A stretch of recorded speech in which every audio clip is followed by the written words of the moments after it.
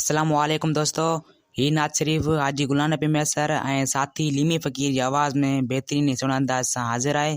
ऐं उम्मीद आहे त ही नात शरीफ तव्हांखे पसंदि ईंदी। चैनल खे सब्सक्राइब कंदा ऐं वीडियो खे लाइक कंदा।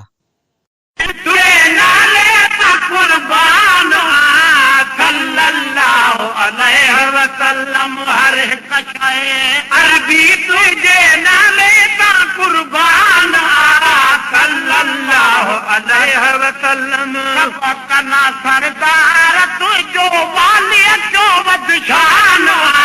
सल्लल्लाहु अलैहि वसल्लम हर हिक शइ अरबी तुझे नाले ता कुर्बान सल्लल्लाहु अलैहि वसल्लम तू वार सुआ तू वाली तू सदा सचीदा स्वाली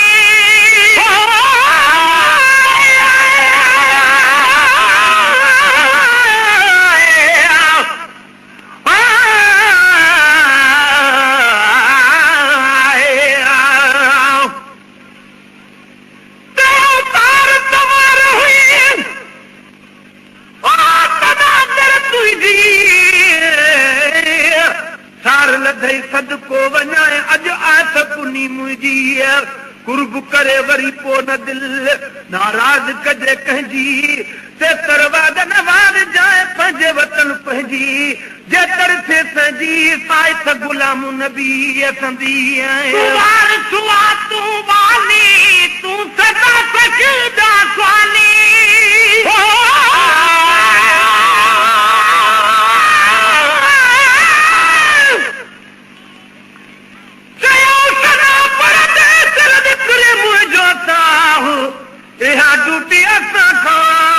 खसीदो न अलाह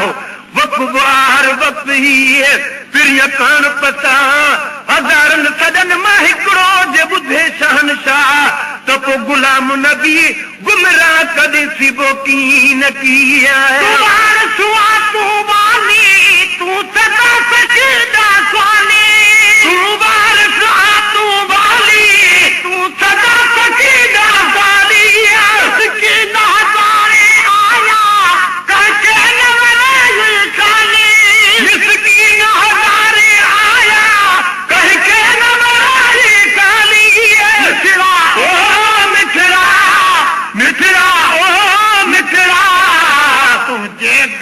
सखा जो सुहरा खुद सब सामान सल्लल्लाहु अलैहि वसल्लम तुझे गंज सखा जो सोना खुद सब सामान सल्लल्लाहु अलैहि वसल्लम कशाए अरबी तुझे नाले ता कुर्बान सल्लल्लाहु अलैहि वसल्लम कना सरदार तुझो वाली जो वदशान सल्लल्लाहु अलैहि वसल्लम हर कशाए अरबी तुझे नाले ता कुर्बान सल्लल्लाहु अलैहि वसल्लम तू नूर खुदाई तू बेशक नूर खुदाई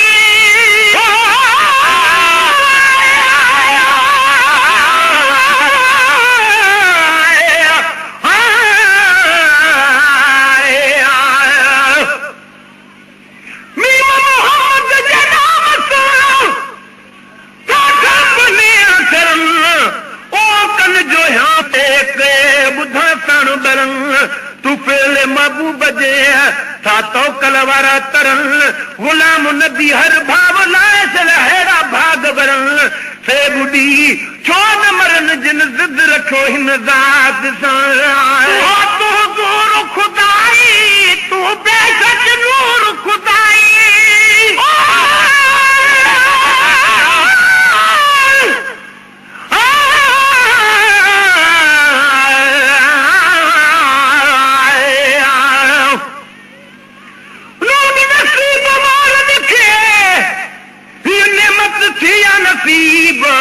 न त काॾे मुंहुं तुंहिंजो मुंहिंजो ऐं काॾे हो त हबीब ओ मिसकीन मुबारक तई 24 दफ़ा दे गरीब छो त गुलाम नबी अदा असां हासी ज़ोर गरीब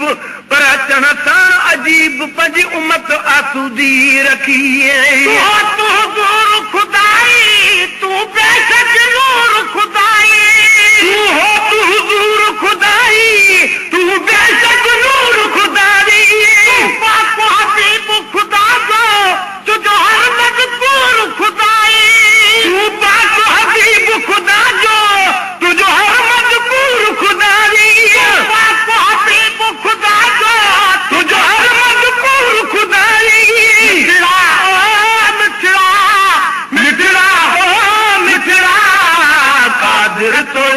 कुर्ब करे ही दाज ॾिनो क़ुरान